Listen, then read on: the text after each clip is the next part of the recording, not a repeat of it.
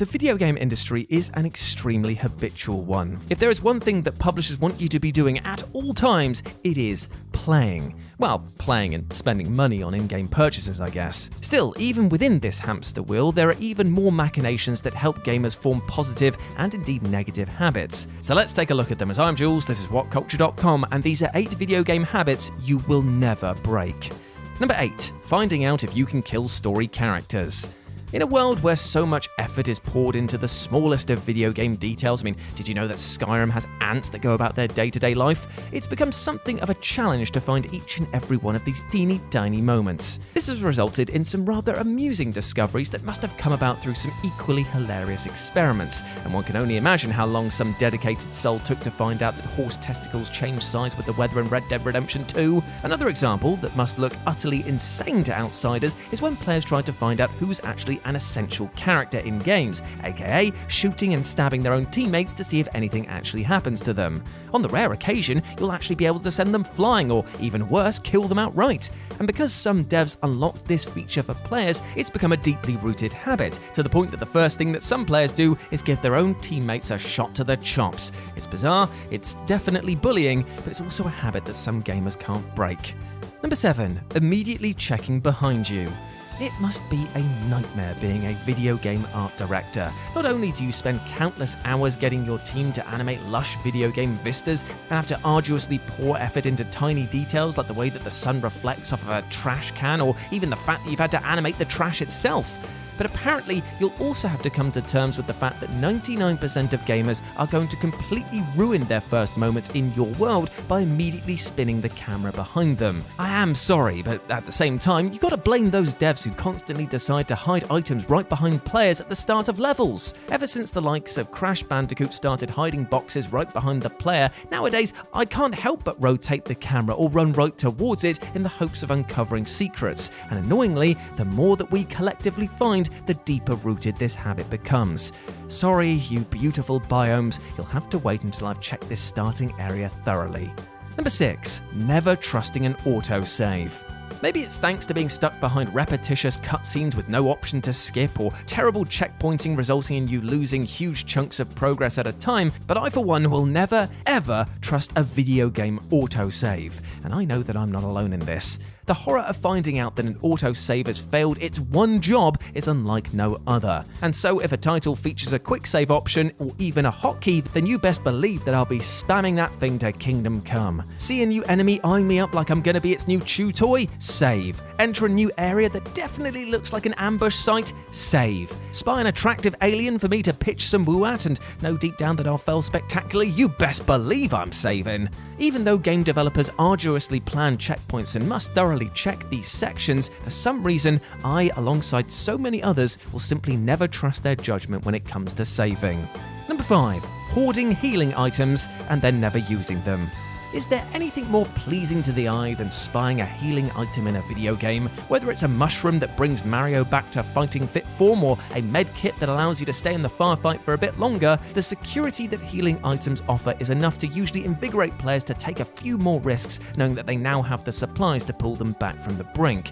However, in a rather shocking move, many players simply choose not to use these healing items and instead hoard them just in case. I too am guilty of this sin, staggering through many a Resident Evil game just one bite away from the big one, carrying with me enough green herbs to make Snoop Dogg jealous. And I'll refuse to use them with the justification that I'll probably, maybe, definitely need them later. But that later, it turns out, is almost right then and there, you bloody idiot. But you'll have a hard time overriding this command in our brains, as hoarding healing items for fear of an even bigger and badder boss that sometimes never comes is pretty much part of our DNA at this point.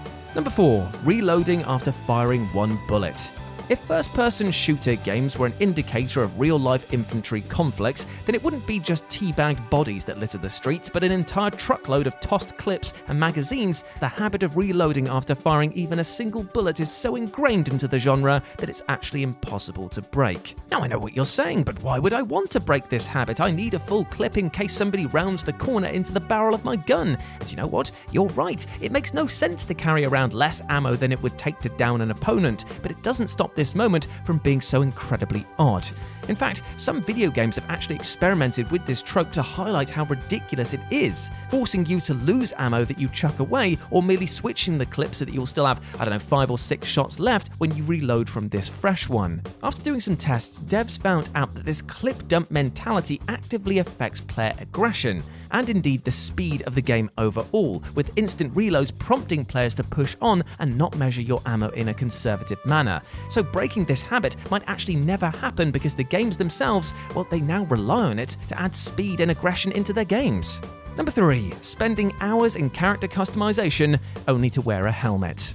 One of the funniest things to ever come out of the whole Cyberpunk launch debacle wasn't the fact that on consoles the game stank like rancid haddock, nor the fact that the review outlets were pretty much only given access to the good bits of the game, but instead in how the title approached its character customization. For weeks before launch, we were promised the ability to change literally any aspect of our avatar, allowing them to dress and look however we wanted them to, and seemingly at no point did anyone mention the fact that in a first-person shooter perspective that we would be seeing precisely none of these features outside of the occasional mirror. Still, many racked up a rather worrying amount of time personalizing each and every detail, all because it's a hardwired process to make custom characters and then completely cover them head to toe in armor or gear. The number of times that I've spent making sure my character's nose is long enough to cosplay as Usopp from One Piece, only to slam his hooter inside a helmet, is unreal, and yet I never, ever question this as a waste of my time, despite it 99% of the time being just that.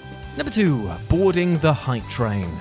Ah yes, the hype train, the name given to the sound of our wallets collectively screaming in agony each and every time a new title rolls out its marketing campaign. The hype train is a wonderful ride for sure, hitting prospective customers with twists and turns akin to a roller coaster, yet it's only once we've finished our double loop consisting of gameplay teasers, pre-order bonuses and spicy trailer edits do we realise that half the time this theme park ride was actually just a delayed 1800 to Slough during rush hour, and that the game in question isn't going to be all it was made out to be. It's so easy to board this beast thanks to clever marketing and rather exploitative editing tricks. And since the market is now much more geared to taking your money up front with pre-orders, players end up investing both money and emotions pretty heavily and pretty early. That feeling of excitement turning to worry to, oh lord, it is too late to get off, is a very real feeling indeed, and it's one that unfortunately we'll end up doing all over again when the next hype horn blares in the distance.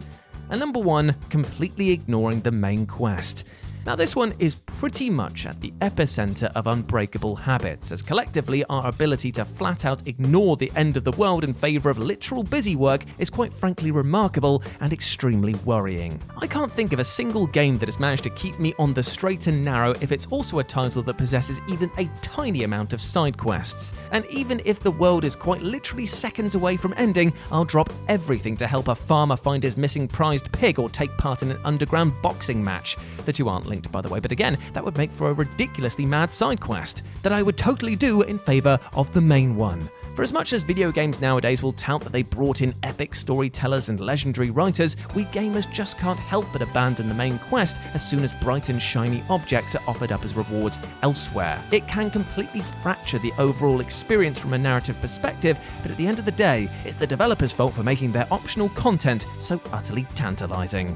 And there we go, my friends. Those were 8 video game habits you will never break. I hope you enjoyed that, and please let me know what you thought about it down in the comments section below. As always, I've been Jules. You can go follow me over on Twitter at RetroJ with a 0, or you can swing by Live and Let's Dice. That's Dice with a C, where I do all of my streaming outside of work, as well as doing Warhammer battle reports. So if you're into that, then come check it out. But before I go, I just want to say one thing. Sometimes habits in real life can be very hard to break, and unfortunately, they can sometimes have a negative effect on our mental outlook. And all I want you to do right now, for me today, and for yourself, is just allow yourself to take a break, step back from situations that are causing you undue stress, because trust me, a little bit of perspective can help you approach these situations with fresh eyes, fresh spirits, fresh energies, and maybe allow you to see that these situations aren't right for you in the first place and that you need to find a different route. So take a break, be kind to yourself, because you are a massive legend, you deserve only the best things in life, and I'll see you soon, alright? As I've been Jules, you have been awesome.